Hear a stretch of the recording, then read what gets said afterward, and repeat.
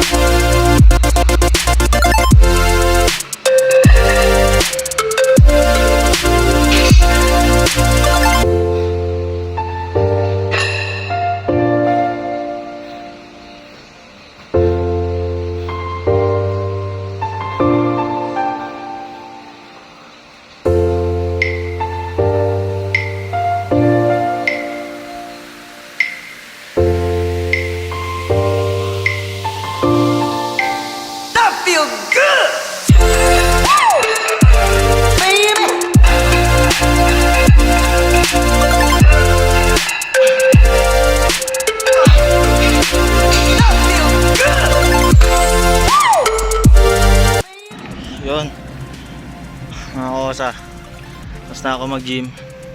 Ngayon, cardio konti. Kasi nga, parang ito yung pinaka cooldown. Baka hindi naman ganun kahirap dahil mababa naman to. Ang ano ko lang dito kasi para ma-relax muna yung katawan ko bago ako umuwi. Tapos hangin na rin, kailangan ko ng hangin na malinis. Pero sa lugar na to maganda, malinis hangin. Saka ano ba? Ayos naman. Yun, nag 1 rep max ako na 120 pounds. Nakakatakot yung mga nagmamadali eh. Maririnig mo naman sa likod. 1 rep max 120 pounds na deadlift clean saka pushjerk combination. Nababa. Tapos nag-rest na ako, nag-cool down. Pag-usap ako sa mga kasama doon sa gym.